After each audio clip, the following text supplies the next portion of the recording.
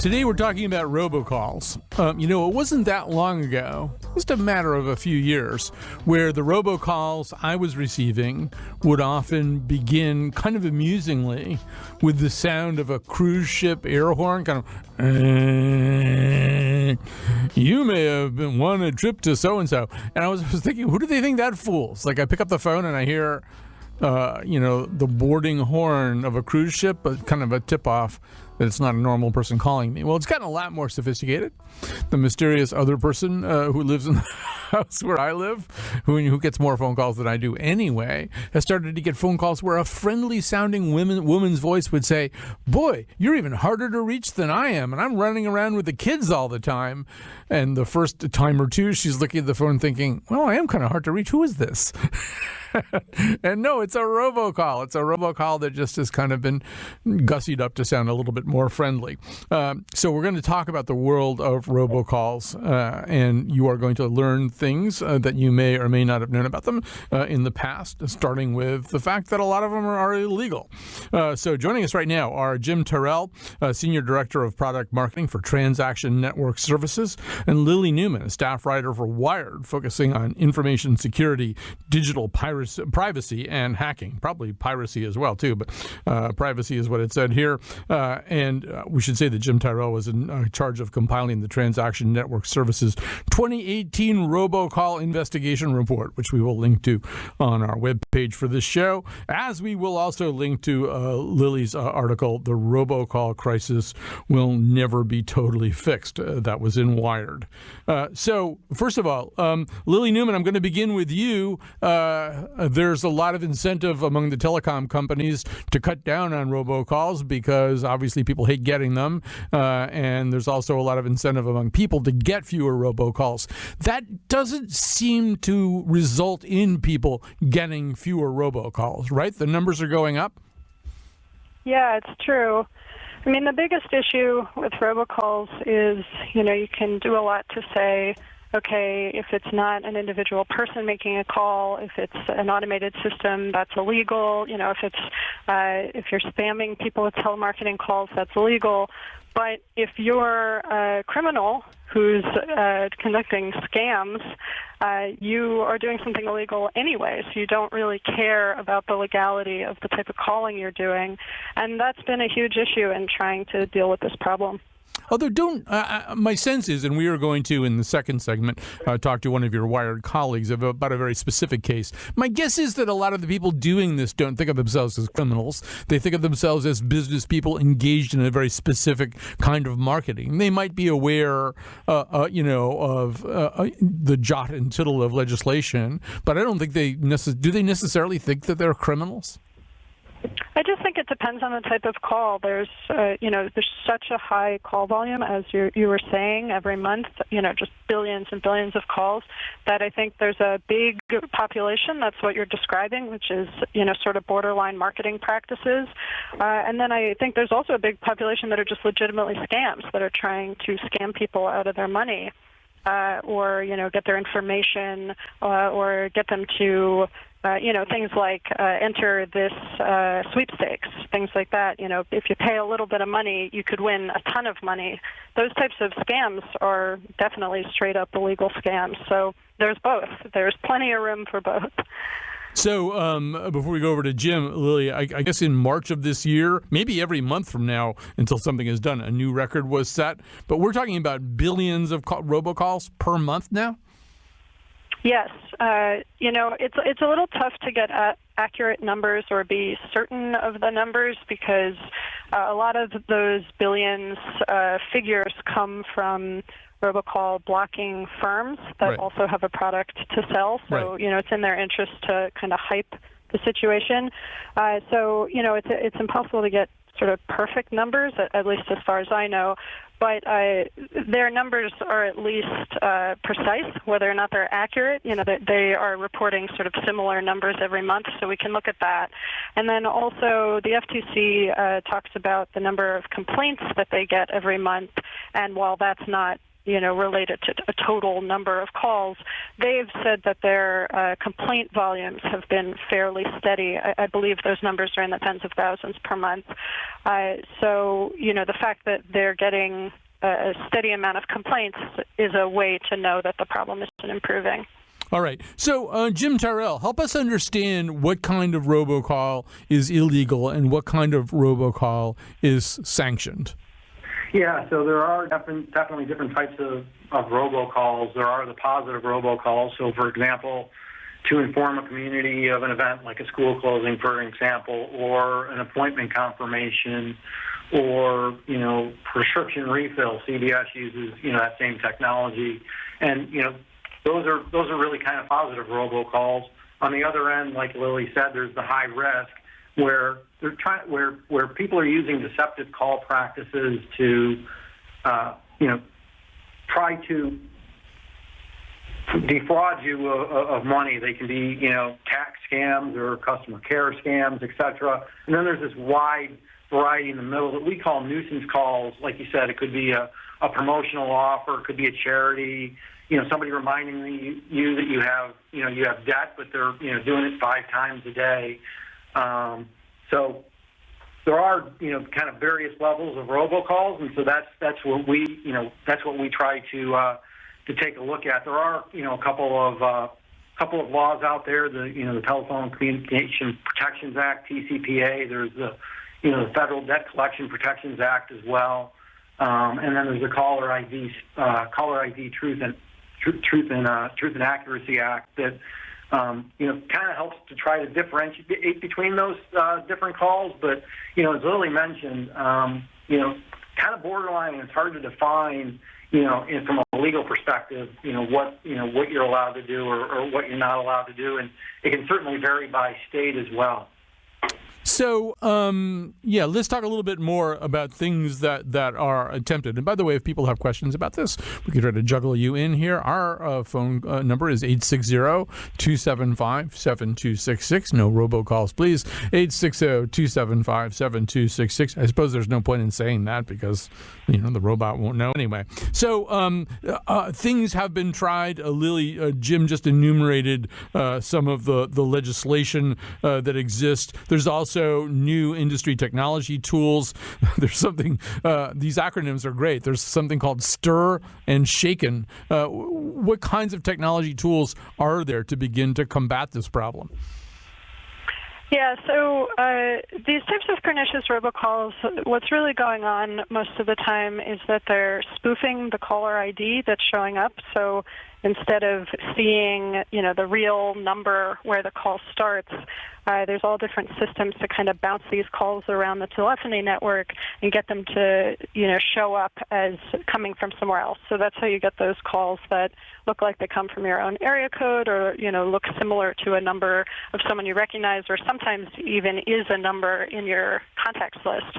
And, the way that's happening is through the spoofing. So protocols like STIR and SHAKEN are trying to add a sort of cryptographic layer of authentication so that if there's a discrepancy there in what a call claims to be versus where it's actually originating from, it'll flag that, which is obviously, they'll work on landlines, but obviously especially relevant for mobile platforms where, you can have on your display some sort of visual indication that there may be a discrepancy.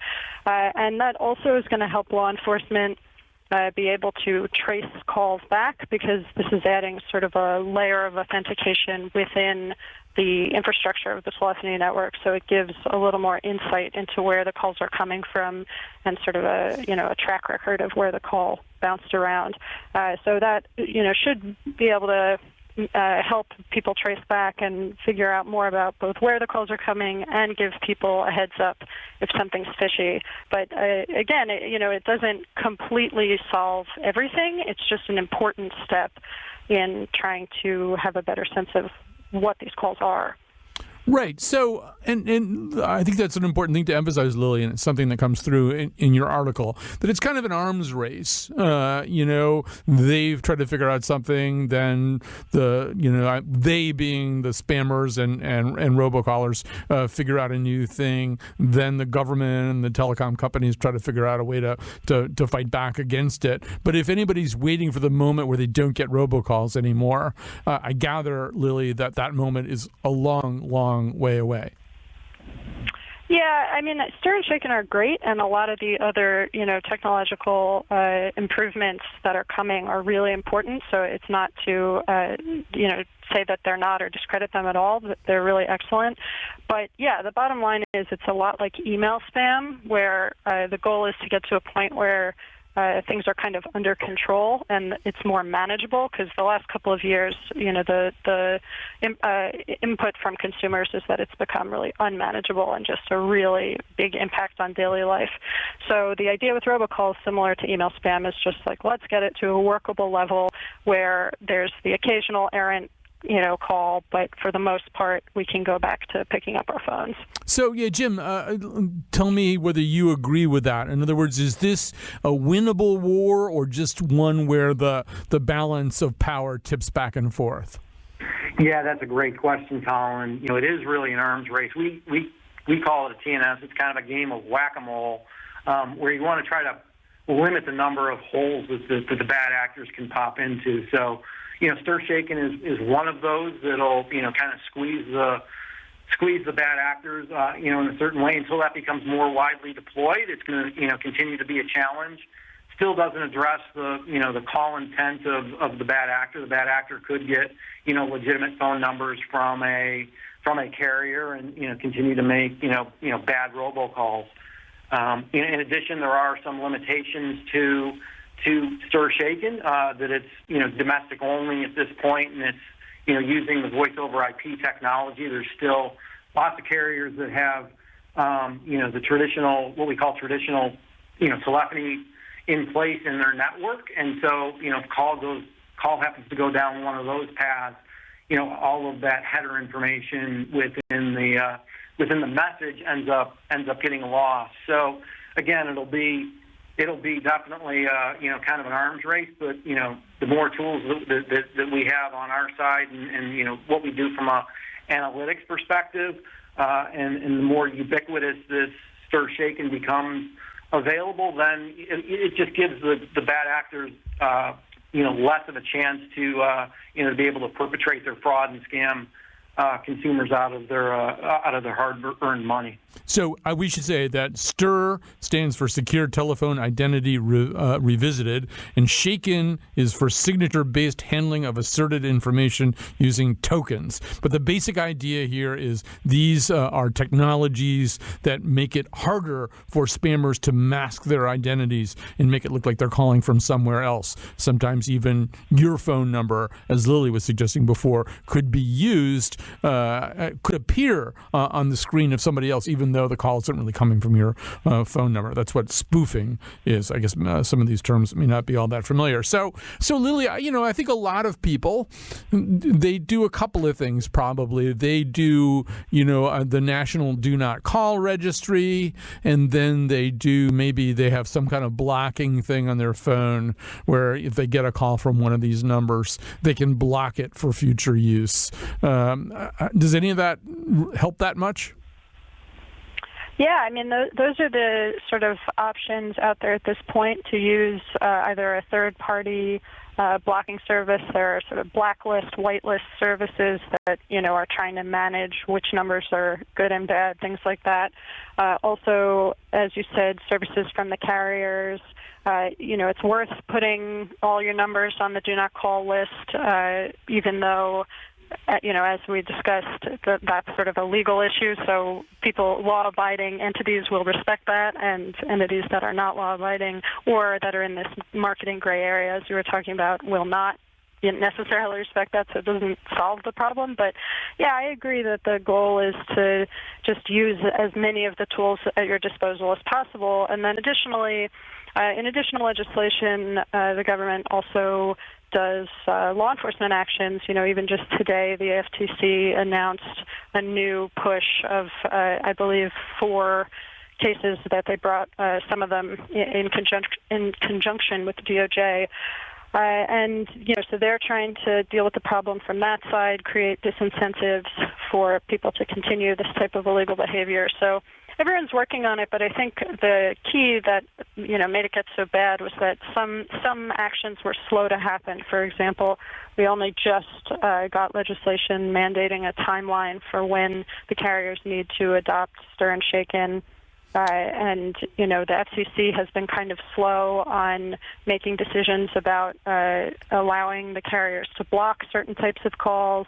So, now things are really picking up this year because it got to such a crisis point, but everyone needs to just move as quickly as possible on all of these things. So, Jim, it also seems like a lot of these things have two sides to them. I'll give an example. On the one hand, we don't want government or telecom companies interfering with legitimate political or electoral activities. So robocalling is sometimes used to motivate people to go vote, tell people where their voting booth is, their polling place is. Sometimes it's the voice of somebody, that they know and respect. It's like President Obama and telling them to go out and vote, whatever. But we don't want government meddling with the political process at that level. On the other hand, people who are nefarious and want to meddle with the political process and maybe want to undermine democracy may use some of the same technologies to send people to the wrong polling places or otherwise create disincentives to participate effectively in the same democracy. So, Jim Tyrrell, how do we handle that problem? Yeah, that's a great question. So the tools that are easily used for good are the same tools that are used for bad. So if you do see always double check what your voter registration card has, because they'll try to tell you to go to the wrong polling place, etc. So I'd just be wary of what messages are coming across. I mean, it's really no different than what you see on Facebook. Some of it's real, some of it's not so real. So you got to kind of double check where the information is coming from, and use a little bit of common sense, and as well as double checking what they're telling you to do. So I definitely would see that happening within the election season, where and we've seen robocalls certainly come from people purporting to be from a political party, et cetera, that are giving out false information. I mean, Lily, it seems to me, I'm going to come back to this in the third segment, but let me ask you now. It seems to me that the people who should be the most incentivized right now are the big telecom companies, particularly if I decide that I just don't, maybe I want to have a smartphone, but I don't really like the experience I'm having using my phone as a phone, and maybe I could find better encryption someplace else, like on WhatsApp or whatever, or something like that. I mean, I'm astonished that Verizon and its brethren aren't, just apoplectic about this and doing something about it. I mean, they're huge telecom companies. They must have more resources than these spammers do. Yeah, I definitely think there was a wake-up call at some point kind of recently where they realized, this is really bad for business if we want people to keep using phones. I definitely think, and I agree with you that was definitely a thought that crossed their minds, and I also agree that I'm surprised they weren't concerned about it sooner. But yeah, I mean, I think the big issue, as you were also mentioning, is people were very hesitant to overstep and to potentially block legitimate calls. And, both on the U.S. government side and on the carrier side, they really didn't want to be in the position of being blamed for blocking legitimate calls, or, you can think of sort of worst case scenarios where some well-intentioned robocalling defense technology accidentally is blocking 911 calls, or, some terrible thing. So I see why there was some amount of hesitation, but I just think we're years past doing nothing as a result of that. there's got to be a way. And as I said before, I think the analogy to email spam holds up pretty well. You just want to be at the point where perhaps very occasionally there's a mistake where a legitimate email is going to the spam folder, but the vast majority of the time you're deploying defenses that are just catching the sort of obviously problematic calls, and even that type of reduction would be significant. So I think that's what people are working on now. So, Jim Tyrrell, in your report, you say that 1/3 of the calls people are getting are either high risk or nuisance.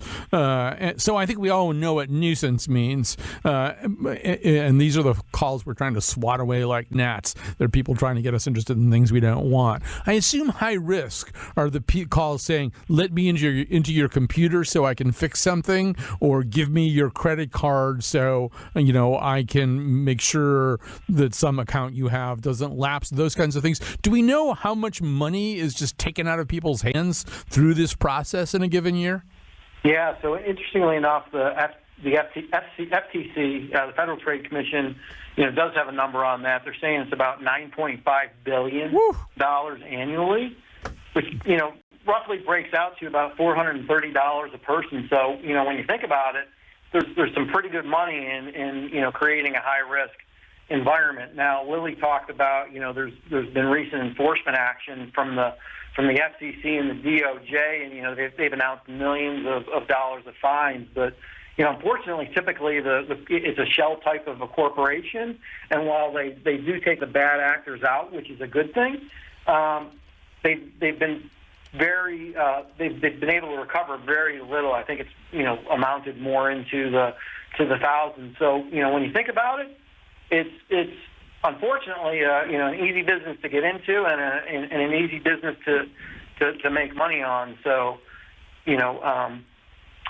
it's definitely a challenge. That's why you see the growth of these types of calls continue to increase. All right. So we're going to have to stop there because we've got a lot of other stories to tell here. But thanks so much. We'll post both of these things on the webpage that we do about this at WNPR.org/Colin. All the shows are there. You can read the report that Jim Tyrrell captained for the Transaction Network Services. It's the Transaction Network Services 2018 Robocall Investigation Report, and also Lily's excellent article for Wired, The Robocall Crisis Will Never Be Totally Fixed. So thanks very much to both of these guests, Jim Tyrrell and Lily Newman. We're going to take a break. We're going to come back, and we're going to tell you about how one of these scammers or spammers or whatever they are was actually tracked to his lair.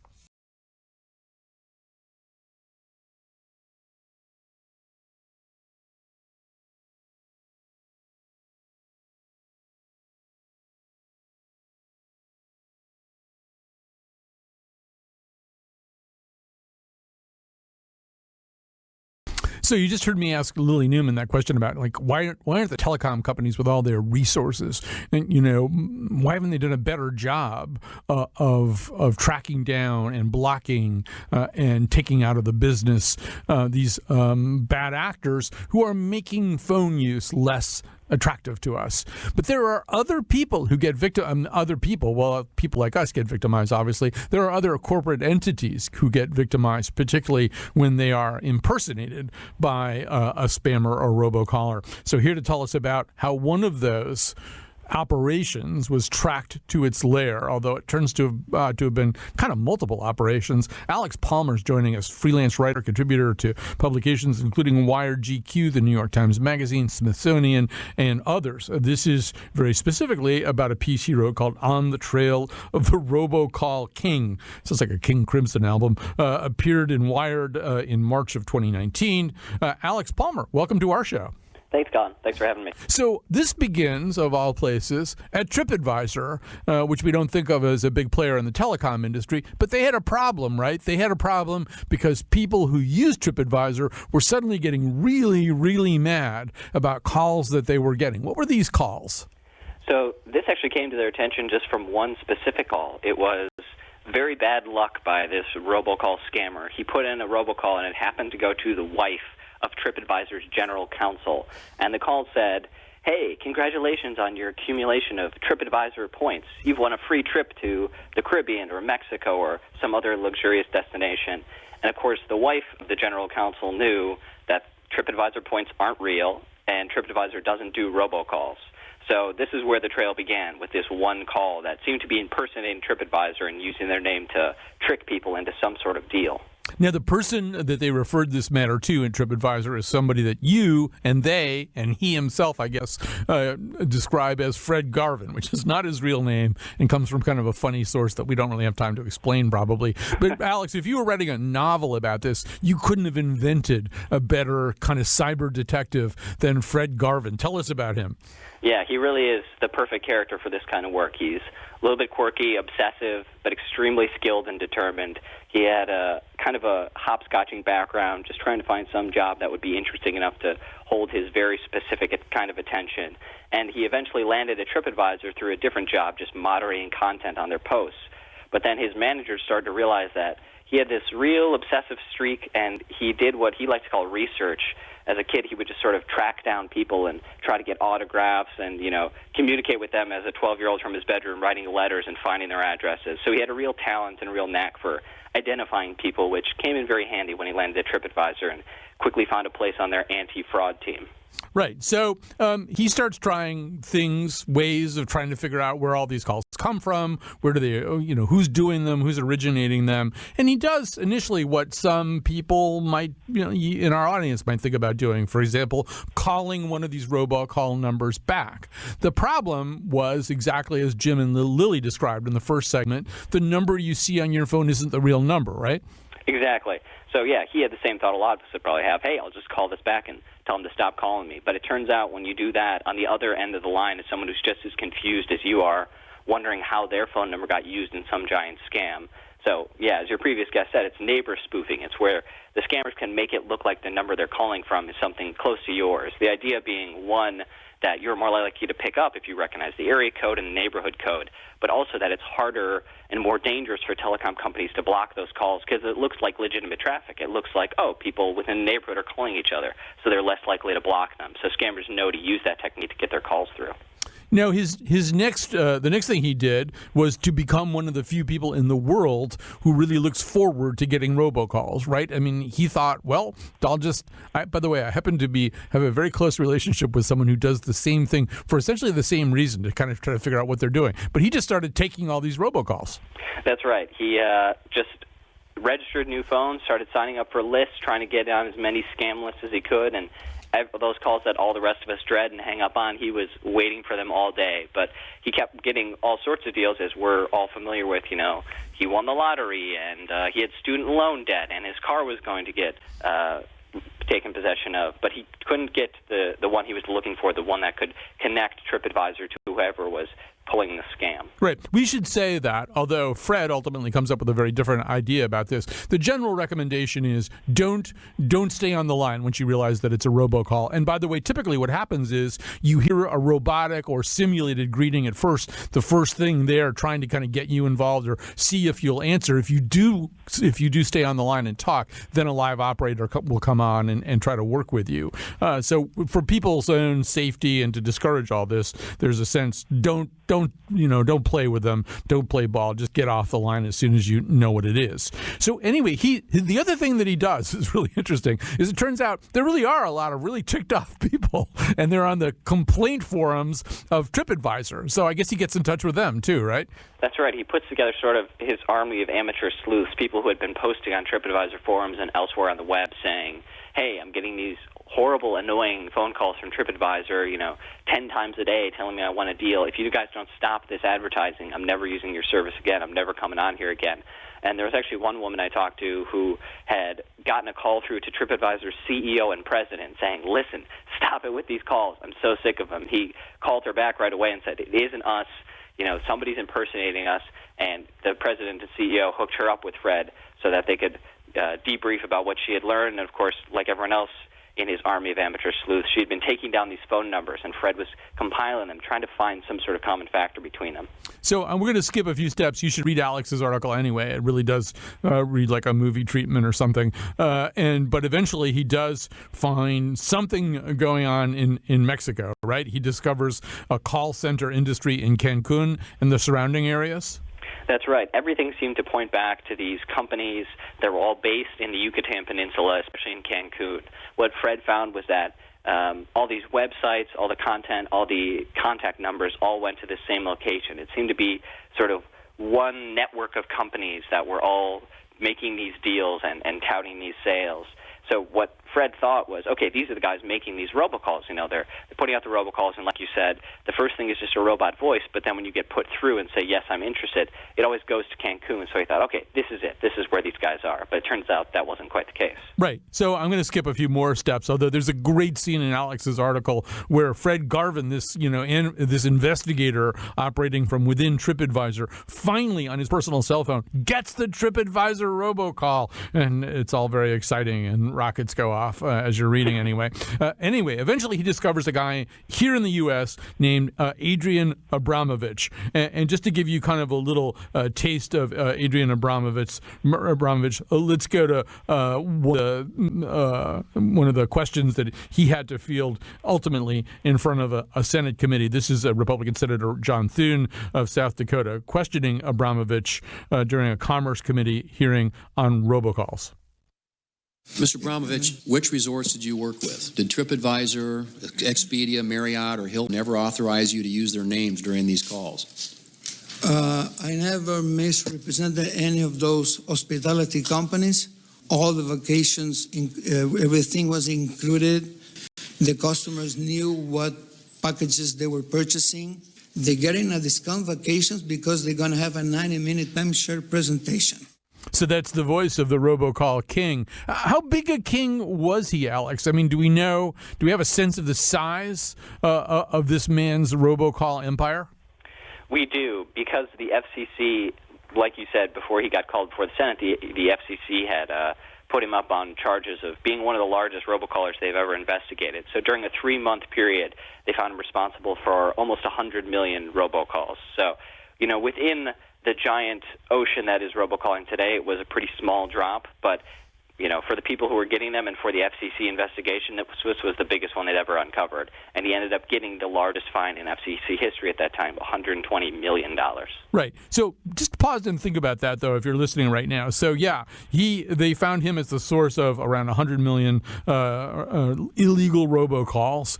But as we said earlier, some of the stats about this indicate it's like 4.6 billion a month. So this is the biggest fish they ever caught. But the sea is full of enormous fish doing this. Let's also hear this same man in the same committee hearing. He's being questioned now by Democratic Senator Ed Markey of Massachusetts, who wants to know if he ever gets them. The interruption to consumers comes the moment the phone starts to ring. Do you agree with that, Mr. Abramovich? In a general context, I agree to that. I'm not talking about specific on my case, but I receive 4 or 5 robocalls a day from my local number lately. And more after the FCC headlines, I've been receiving more spoof calls than ever, myself. And you don't like it when you get those calls? I just declined the call. But do you understand why it irritates people, Mr. Abramovich? Yes, I understand. So you got to meet this guy, Alex. You tracked him to his rather palatial home, and you got to talk to him. What sort of person did you meet? He was very interesting. So, yeah, I found him the same way he probably found a lot of the people he ended up calling, which was just a public database with his name, phone number, and address. And I turned up at this very posh neighborhood in Miami, right on the water, gated community with, tennis courts, swimming pool, security guards. And he was at first very reluctant to speak with me. His lawyer had advised him not to speak to anyone, but eventually we just started talking, and it was clear that he really felt like he was the victim here, like he had been wronged and he had been turned into sort of the kingpin that he didn't believe he was.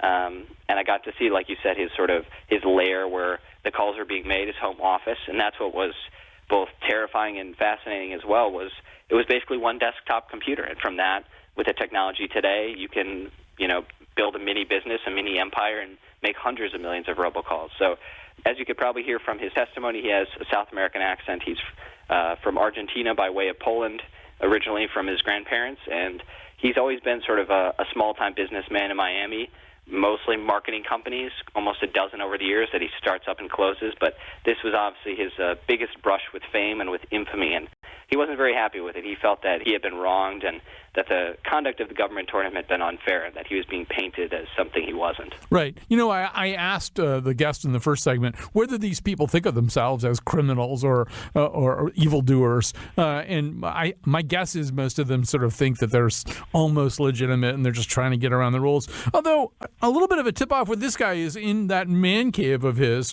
where he's running this empire with these kind of this modest-looking equipment. He's got all these figurines of Scarface and mobsters and Freddy Krueger. I mean, what does that say? Yeah, he's got a thing for villains.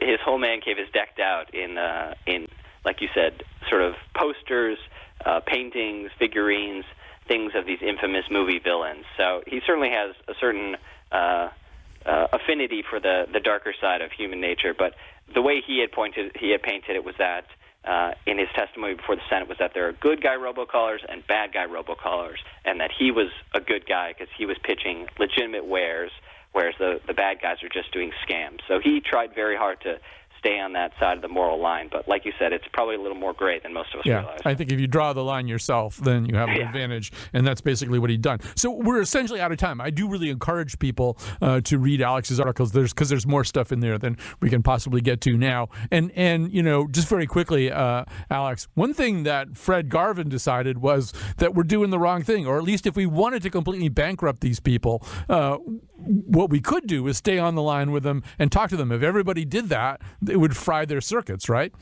That's right. The economic model for them works because it's cheap to place a call, and if nobody answers, it's even cheaper. All you need is, one person a day to answer, pick up, and actually go for your scam, and it works out in your favor because all the other ones are so quick. But if everybody, like Fred Garvin does now, if you answered the phone and kept him, pulling their string for 3 hours and then said, I'm not going to do it, and hung up on him, it would drive their business model because they lose all that time that they could use to try to find customers. Right. So, I can report that there's at least one other person doing that, somebody if that I know. If you're very masochistic, it'll work. Yes, absolutely. Alex Palmer, thanks so much for joining us. The article, we'll link to that on our website, too. We've got one more set of stories to tell you.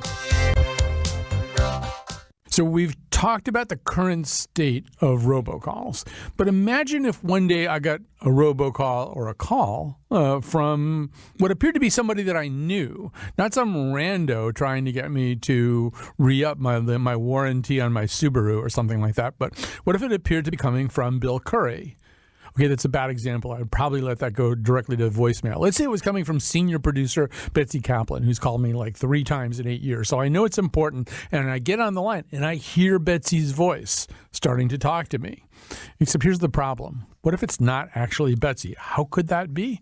We're going to have that explained to us right now by Tarun Wadhwa, a writer, academic, and entrepreneur focusing on technology, security, and public policy, currently a visiting instructor at Carnegie Mellon, and author of the upcoming book, Identified, The Digital Transformation of Who We Are. So you are seeing, Tarun, an alarming and different future for what we refer to as robocalls. Tell us how you think it's going to change. Yes, Colin, absolutely. What I'm seeing is advancements in forgery technologies all over the place. Right now we're talking about audio forgery technology. And what that means is using computers and machine learning to take a little bit of audio, a few voice clips, and then recreate a model of a person to get them to say whatever you want. Now, today it's still a bit choppy. It's still, the average person likely could tell what they're hearing is not real. But in the next few years, in the next few months, really, that's going to get very, very advanced to the point where you may not be able to tell if that's really your producer or not. We're seeing the same thing happening with video in terms of deep fakes and the ability to make people look like they're saying something they're not. And all across the internet in terms of phishing and forgery and spam, there's a whole host of new powerful technologies coming online that we're really not prepared to deal with yet. Yeah, I think that not prepared part is a big key because already people are not prepared for what we've already referred to as spoofing. The number appears to be the number of somebody you know. It seems to be the number of somebody associated with you, so you take the call. And people have not figured out that this is happening, why it's happening, how it can be done to them. So you add to this next layer of the voice you hear being the voice that you expect to hear. And so just to give people a sense of this, and then Tyrrell, I'm going to have you comment. So there's a technology called Lyrebird. It's spelled Lyre, although you could probably spell it the other way too and not be wrong, that allows this to happen. Well, first of all, Tyrrell, explain what Lyrebird is and how effective it can be. So Lyrebird is a technology that essentially allows you to create many different voice clips and use that to create a model, and then you can use that to speak, to say things. Lyrebird's intended purpose is to create a service for people who have lost their voice. So that's how they approach it, and they have some professional voice actors. So what we see with this technology is the ability to recreate a person's voice, but you set that against the backdrop of the last 2 decades of data breaches we've had in America. And this is where I get particularly concerned, because it's not really about, having a person's voice sound familiar. It's what they're saying that worries me, because you now have the ability to find out rich, intimate details about nearly any American you want online for very little money. Your mother's maiden name is no longer a secret that's protected in that sense. So you combine the ability to create realistic sounding voices with the ability to gain really, really deep personal information about people. And I worry that this is going to create a crisis of trust, and we're no longer going to be able to know whether the voice calls we get are real or not. Right. So, and see, I just to sort of double down on what you said. And so, for example, when my friend and pastor, Nancy Butler, was dying of ALS, I don't know whether they used Lyrebird, but they used something to record her voice so that when she couldn't really produce vocal sounds anymore, she could, using a keyboard or something like that, say certain things. And so the difference between that, as I recall, those were kind of stock phrases, and then maybe she could type something out and it would kind of come out in her voice. What you're talking about and what we're talking about is more sophisticated. Our producer, Josh Nalea, decided to experiment with Lyrebird, recording something in his own voice and then setting up Lyrebird to reproduce it. Let's hear how that sounded. Hey folks, this is Josh Nalea, and I'm one of Colin's producers. Basically, I'm just interrupting the show to give this whole Lyrebird, or is it Lyrebird? Maybe. Well, however it's pronounced, I'm here to give it a test. And in case you were wondering, this took me about 2 minutes to create, with absolutely no training or technical knowledge. Frightening feature indeed, if you ask me. Hey folks, this is Josh Nalea, and I'm one of Colin's producers. Basically, I'm just interrupting this show to give this whole Lyrebird, or it is Lyrebird, maybe? Well, however you pronounce it, I'm here to give it a test. Oh, in case you're wondering, this took me about 2 minutes to create with absolutely no training or technical knowledge. Frightening future indeed, if you ask me. So that actually is how Josh sounds after 7 or 8 fog cutters. But He sounds a little drunk. Yeah, he sounds a little drunk. But he did that in the way that you say. In other words, he dictated a few phrases into Lyrebird and then Lyrebird. So, and I guess this kind of technology, the more phrases it gets from you, the more words it gets from you, the more it can kind of flesh out its almost algorithmic understanding of your voice, right? Exactly that, and it's a bit deceptive. Here we are in 2019, and that doesn't sound good. If you got a call like that, you'd be worried about Josh. You wouldn't be thinking that Josh is trying to scam you in that sense. But things move really, really fast, and the way they move with these particular technologies is, first, it requires a lot less audio samples. So instead of Josh speaking maybe 100 phrases like Lyrebird asked for today, perhaps it will only need 10 clips in the future. And then you see really advanced software be put online in places like GitHub, which are code repositories where people can go download the software for themselves and experiment with it. And as a result of all of this, it becomes more convincing and more versatile. So, Lyrebird may not be the product that people are using for this sort of thing next year or the year after or the year after that. There's so many companies working on this. You have Google, you have Baidu in China, Adobe here in America, and then you have many, many other startups. So there are many approaches being taken to creating these voice models and this sorts of training. Lyrebird is just one of several, and this will move deceptively fast. Earlier in the show, we've heard a little bit about things like stir, shake, and these technologies that would essentially assign a certificate of trust to an outbound call. So you'd be able to tell that it wasn't really Josh or it wasn't really Betsy Kaplan. It was, because it didn't have that little certificate, as I understand it. I don't know. What's your sense about the effectiveness of that? It's a start. It's a good start because, what I get at is that we need to create a basis for credibility in the future. We need to know whether the call that we're getting, whether the message that we're getting is real and authentic in a way that's viable and usable. So I see cryptographically signing things as a step in the right direction. Now, all of that needs to be done in the background. No human being should ever really interact with that information unless they're trying to verify an image or see if a video is real, that sort of thing. And that will create building a technical infrastructure and a layer that just doesn't really exist yet today. So shake and stir is a good idea in theory. My issue with it in practice is that it's taking too long to implement.